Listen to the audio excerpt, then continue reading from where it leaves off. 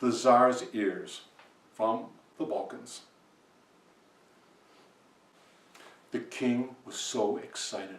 His wife was giving birth to their first child. He paced up and down outside her room. Would it be a boy, be a new king? Would it be a girl, to one day be queen? He didn't care. He was just excited they were having a baby. And just then, the door opened and the midwife came out. And she said, "Your Majesty, you have a son." And he went, "A son? Oh." And she said, "But," and that's as far as she got, because kings are very impatient. And he swept her aside and ran to the bed. And there was his wife. She looked exhausted. In her arms, a little bundle wrapped in silk. And she says, "My king, we have a son." And he grabbed the baby out of her arms. And she said, but you know, kings, they're very impatient. And he looked at the baby and pulled back the silk wrapping to look at his son. And he went, "Ah." And the midwife said, "Sometimes it happens. He'll probably outgrow them." "Are you sure?" The midwife said, "No. For you see, the baby had perfect face, perfect body, little perfect hands and feet, but he had huge, big, hairy ears, just like a donkey." He said, "What if he doesn't grow out of them?" "I don't know. We have to keep this a secret." He made the midwife promise never to tell anyone, and he gave her her weight in gold and sent her away from the kingdom. And she kept her promise forever. He had a tiny little crown made, and even as an infant, the prince always wore this crown, and it covered his ears. No one was allowed to see him without the crown. He was never allowed to play with other children, lest the crown fall off and they see him. Even the soldiers knew that when they played with him in the garden, they tied a ribbon around the crown under his chin so it wouldn't fall off. They didn't know why, but they did. Whenever his hair needed to be cut, his mother cut it. And so he grew up from an infant to a baby, to a child, to a young man. And when he was a young man, there was a terrible accident, and the king and the queen were killed. And now the young prince was the king. And kings are like anybody else. Their hair grows. And one day, he needed his beard trimmed and his hair cut. And he called in the royal barber and sent everyone out of the room, and he locked the door behind them. And then he sat down, he looked at the barber, and he took off his crown. And there were those huge, big, furry donkey ears. The barber looked at him, and he trimmed the king's hair, and he trimmed the king's beard, and he trimmed the king's ears. And then the king said, "Do you see anything different about me?" The barber said, "Well, yeah, ears like a donkey." And the young king pulled out his sword and cut off the barber's head, and it rolled across the floor. And so it was that every week or so, another barber would come to the palace, and another barber would disappear. For no one gave the young king the right answer. And it went on for 1 year, for 2 years, till finally there was only one barber left in the entire kingdom, an old barber, and he had a young 11-year-old apprentice. And one day word came that the old man had to come to the palace and trim the king's hair and beard. But everyone knew that any barber who went to the palace never returned. So he pretended he was sick the next morning. "Oh, I can't go, I'm so sick." And he turned to his apprentice and said, "You go." "Me? I'm just a kid, I couldn't cut the king's hair." "Sure you can, you know all the basics. You go. So the little boy, he packed up his brushes and combs and scissors and razors, and he marched himself to the door of the palace and knocked. Huge guard opened the door and said, "What do you want, boy?" "I'm here to cut the king's hair." Guard looked and said, "That's too bad." They let him in, and when he was let into the room with the king, and the door closed behind him, the king turned and saw who it was, and he said, "It's a boy."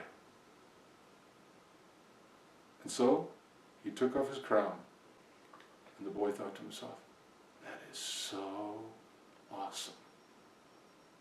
And he cut the king's beard, and he trimmed the king's hair, and he trimmed the king's ears. And the king said, "Do you see anything different about me?"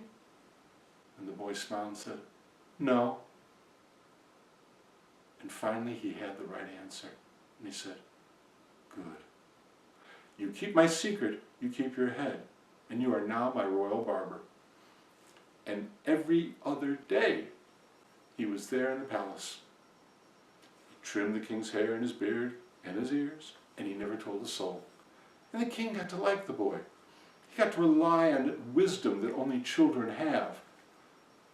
And he would ask him questions about the people, and the boy always answered honestly. But that secret was gnawing inside him. You know what it's like when you have a secret and you can't tell a soul? And soon the boy was sick in bed.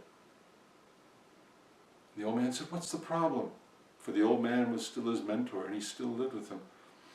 "Oh, I have a secret and I can't tell anyone, and it hurts." "You can tell me."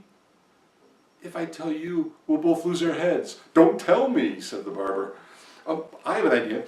My mother told me that if I had a secret and I couldn't keep it inside anymore, I should go out into the woods, dig a hole, whisper my secret into the hole, put the dirt on top, and I'd feel better." "You think it would work?" "It's worth a try," said the old man. And so the boy took a shovel, leaning on almost like a cane.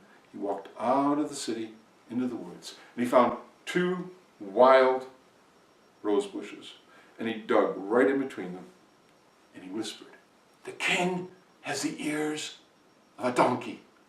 And he put the dirt back, and he stood up, and he felt better. He really did. And he took that shovel and he went back to town, and the next day he trimmed the king's beard and his hair and his ears. But the day after that, the gypsy children came through the forest, and they watched as a willow tree came up. The willow tree grew in a matter of hours from this big to a huge tree, and the gypsy children knew it was magic. So they cut off the branches and they made whistles, and they sold them to the children in the city. But these whistles didn't play a tune. These whistles sang a song, and the song was, "The king has the ears of a donkey, the king has the ears of a donkey, the king, the king, the king, the king, the king has the ears of a donkey." And the children played their singing whistles all through the city. And the king was having breakfast on the balcony when he heard, "The king has the ears of a donkey." And he stopped, and he turned to the guards and said, "Bring me my barber." And when the boy came in, the king was wearing a sword. He said, "You told my secret." "I never would tell your secret."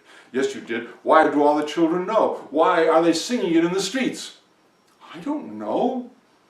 The only person I told was Mother Earth. I whispered it into a hole and covered it up. I swear it's the only time I ever uttered it." "Show me." So the king and the boy walked through the city, walked down into the woods, and there was the one rose bush and there was the other, but now there was a huge tree in between them. He says, "This is where I buried your secret." And the king took out his sword and cut off a branch. And he whittled it into a whistle. And he blew into the whistle and it sang, "The king has the ears of a donkey." And the king sighed and realized he had been a fool. And so he took off his crown and he walked back with the boy through the city so everyone could see his ears. And some people smiled and some people laughed, but he was still the king.